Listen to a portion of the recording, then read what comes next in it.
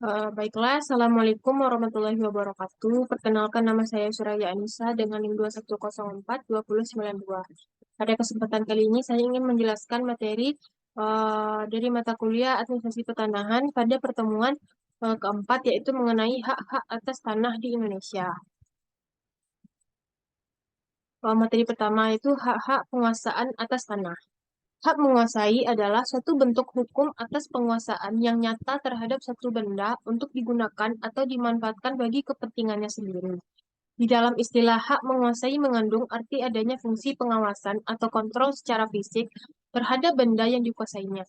Salah satu prinsip hak menguasai adalah kekuasaan untuk mempertahankan hak-haknya terhadap pihak-pihak yang berusaha mengganggunya.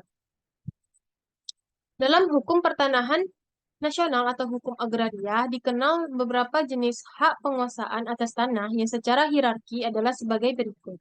Yang pertama yaitu hak bangsa Indonesia, yang kedua hak menguasai dari negara, yang ketiga hak ulayat masyarakat hukum adat, yang keempat yaitu hak-hak individual atau perseorangan atas tanah yang terdiri dari hak-hak atas tanah, wakaf, dan hak-hak jaminan atas tanah.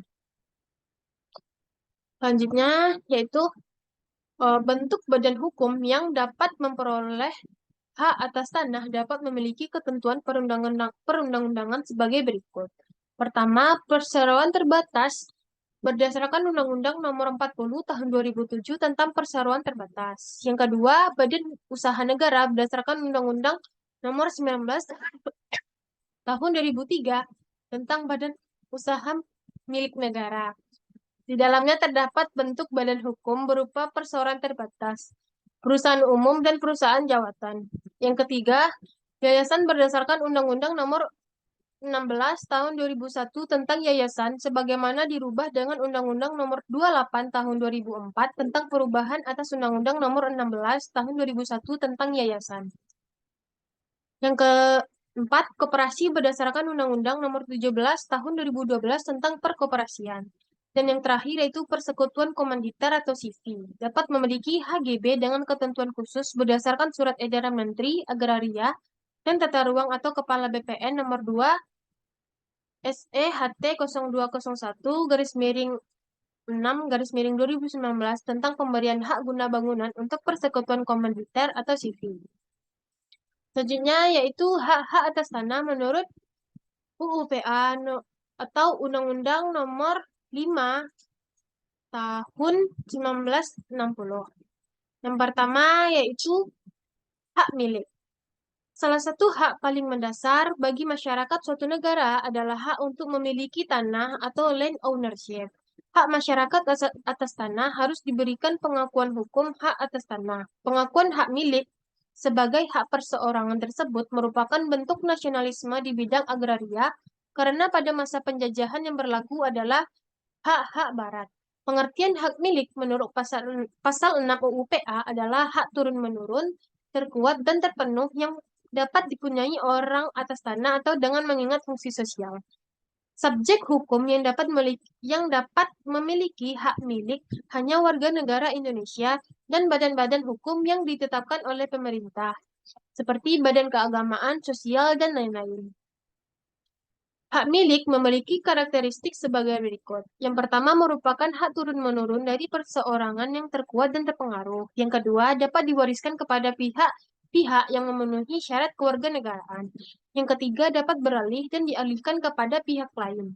Dan yang terakhir dapat dijadikan jaminan utang dengan dibebankan hak tanggungan.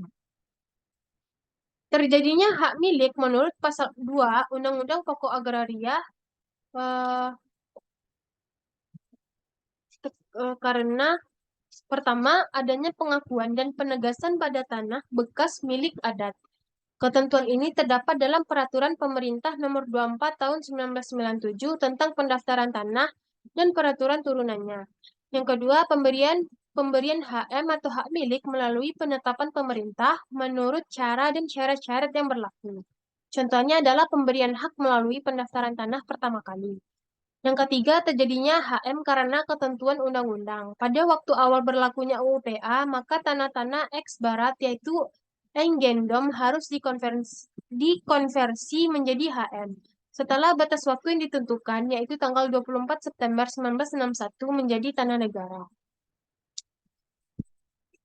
Hak milik atau HM yang diwariskan menurut ketentuan perundang-undangan tetap menjadi HM bagi ahli warisnya. Apabila diwariskan kemudian dibagikan, maka HM dapat dipecah sempurna untuk masing-masing ahli waris. Tetapi apabila tetap sebagai satu bidang utuh dapat dialihwariskan dengan nama pemilik lama menjadi nama seluruh para ahli waris. Analogi yang sama adalah nama pemilik sertifikat dapat ditulis nama suami dan nama istri. Nama pemilik bidang tanah juga dapat diberikan secara kolektif atas nama beberapa orang. Konsekuensinya adalah untuk melakukan perbuatan hukum harus ada pernyataan secara tertulis dari pihak-pihak lain yang turut memiliki. Meskipun hak milik merupakan hak terkuat, tetapi hak milik dapat menjadi hapus haknya dengan sebab sebagai berikut. Yang pertama, tanahnya jatuh kepada negara, seperti pencabutan hak berdasarkan ketentuan-ketentuan yang berlaku, penyerahan dengan sukarela oleh pemiliknya, penelantaran tanah melalui tahapan dan prosedur, dan status kewarganegaraan. Yang kedua, yaitu karena tanahnya musnah yang disebabkan oleh bencana alam atau sebab lain. Yang kedua, yaitu ada hak guna bangunan atau HGB. Dalam pasal 35 UU PA dijelaskan bahwa hak guna bangunan atau HGB adalah hak untuk mendirikan bangunan-bangunan atas tanah yang bukan miliknya sendiri dalam jangka waktu 30 tahun. Atas permintaan pemegang hak dengan pengingat keperluan dan keadaan bangunan-bangunannya. Jangka waktu tersebut dapat diperpanjang waktu paling lama 20 tahun. Subjek hak yang dapat memiliki HGB menurut pasal 36 UU PA adalah warga negara Indonesia dan badan hukum yang didirikan menurut hukum Indonesia yang berkedudukan di Indonesia. Pada umumnya, HGB digunakan untuk kepentingan jasa, perdagangan, dan industri. Tetapi HGB juga dapat diberikan untuk perumahan atau pemukiman di atas tanah negara. Hak guna bangunan diberikan di atas yang pertama, tanah negara dengan keputusan pemberian hak oleh menteri atau pejabat yang ditunjuk. Yang kedua, tanah hak milik melalui akta yang dibuat oleh pejabat pembuat akta tanah yang berisi perjanjian antara pemilik tanah dengan pihak yang akan memperoleh HGB. Yang ketiga, tanah hak pengelolaan melalui perjanjian yang berbentuk otentik antara pemegang hak pengelolaan yang bersangkutan dengan pihak yang akan memperoleh HGB. Keputusan pemberian HGB atas tanah hak pengelolaan diberikan oleh menteri atau pejabat yang ditunjuk berdasarkan usul pemegang hak pengelolaan. Hak guna bangunan dapat dihapus apabila terkena ketentuan sebagai berikut. Yang pertama, yaitu berakhirnya jangka waktu sesuai dengan penetapan dalam keputusan pemberian atau perpanjangannya. Yang kedua, pembatalan haknya oleh pejabat yang berwenang, pemegang hak pengelolaan atau pemegang hak milik sebelum jangka waktunya berakhir karena kewajiban pemegang hak serta ketentuan yang menjadi persyaratan tidak dipenuhi. Tidak dipenuhinya syarat-syarat atau kewajiban-kewajiban yang tertuang dalam perjanjian pemberian HGB antara pemegang HGB dan pemegang HM atau pemberian atau perjanjian penggunaan hak tanah hak pengelolaan dan putusan pengadilan yang telah mempunyai kekuatan hukum tetap. Yang ketiga yaitu ada hak guna usaha atau HGU. Salah satu jenis hak yang diberikan untuk tujuan usaha pertanian adalah hak guna usaha atau HGU.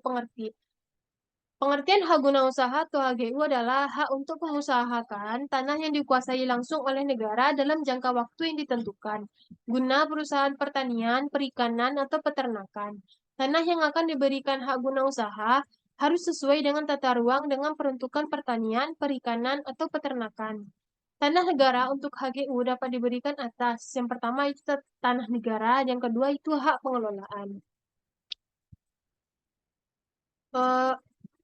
HGU diberikan di atas tanah negara adalah dengan keputusan pemberian hak oleh menteri, sedangkan HGU di atas tanah hak pengelolaan diberikan oleh keputusan pemberian hak oleh menteri berdasarkan persetujuan dari pemegang hak pengelolaan. Lahirnya HGU di atas tanah negara dan di atas tanah hak pengelolaan terjadi sejak didaftar oleh kantor pertanahan. Secara umum, kewajiban pemegang HGU melakukan pendaftaran hak ke kantor pertanahan untuk pemberian, perpanjangan, dan pembaruan hak. peralihan hak dan pelepasan hak. Dibandingkan dengan hak lainnya, maka tanah untuk HGU relatif lebih luas. Luas paling sedikit 5 hektar yang diberikan untuk perorangan. Batas pemberian HGU untuk perorangan adalah 25. Luas di atas 25 hektar diberikan kepada perusahaan dengan menggunakan investasi modal yang layak dan teknik perusahaan yang baik. Persyaratan HGU lebih banyak dibandingkan dengan pemberian hak lain. Hal tersebut karena HGU memiliki dampak sosial ekonomi yang besar. Perpanjangan atau pembaharuan HGU tersebut dicatatkan dalam tanah pada kantor pertanahan kabupaten atau kota setempat. Persyaratan untuk melakukan perpanjangan yang dilakukan oleh pemegang hak adalah A. Tanah masih diusahakan dengan baik sesuai dengan keadaan sifat dan tujuan pemberian hak tersebut. B. Syarat-syarat pemberian hak tersebut dipenuhi dengan baik oleh pemegang hak. C. Pemegang hak masih memenuhi syarat sebagai pemegang hak. Jangka waktu hak guna usaha 25 tahun dan untuk perusahaan yang memerlukan waktu yang lebih lama dapat diberikan paling lambat 35 tahun dan dapat diperpanjang untuk jangka waktu paling lama 25 tahun. Di dalam areal HGU dimungkinkan adanya usaha selain perkebunan, sepanjang mendukung usaha perkebunan seperti pembibitan, konservasi air, jalur hijau atau green belt, dan sebagainya. Areal sempadan pantai dan sempadan sungai, serta kawasan lindung lainnya dapat menjadi bagian dari areal HGU. Pada areal sempadan dan kawasan lindung lainnya, pemegang HGU mempunyai kewajiban turut memelihara areal lindung tersebut sebagai bagian dari Corporate Environmental Responsibility atau CER. Tanah hak guna usaha dapat beralih dan dialihkan kepada pihak melalui 1. Jual beli, yang kedua tukar menukar, yang ketiga penyertaan dalam modal, yang keempat hibah, yang kelima pewarisan. Tanah bekas HGU yang dikuasai langsung oleh negara ditata kembali mengenai penggunaan, pemanfaatan, dan pemilikannya yang merupakan kewenangan menteri. Bekas pemegangan hak dapat diberikan kesempatan untuk mengajukan permohonan hak tanah bekas HGU yang telah ditata dengan memperhatikan persyaratan yang sama dengan perpanjangan atau pembaruan HGU. Selanjutnya yaitu yang keempat, yaitu ada hak pakai. Hak pakai adalah hak untuk menggunakan dan atau memungut hasil dari tanah yang dikuasai langsung oleh negara atau tanah hak milik atau di atas tanah pengelolaan. Hak pakai memberi wewenang dan juga kewajiban yang ditentukan dalam keputusan pemberian haknya oleh pejabat yang berwenang atau dalam perjanjian dengan pemilik tanah yang bersangkutan yang bukan perjanjian sewa-menyewa atau perjanjian pengolahan tanah. Makna tanah menggunakan berarti dapat mendirikan bangunan di atas tanah tersebut, sedangkan kata memungut hasil berarti memanfaatkan tanah tersebut untuk kepentingan pemegang haknya. Misalnya pertanian, peternakan, perikanan, atau perkebunan. Kewenangan yang terdapat dalam hak pakai tersebut di atas memberikan gambaran bahwa hak pakai tersebut seolah-olah hampir sama atau menyerupai jenis hak atas tanah yang lain seperti hak milik, hak guna bangunan, dan hak guna usaha.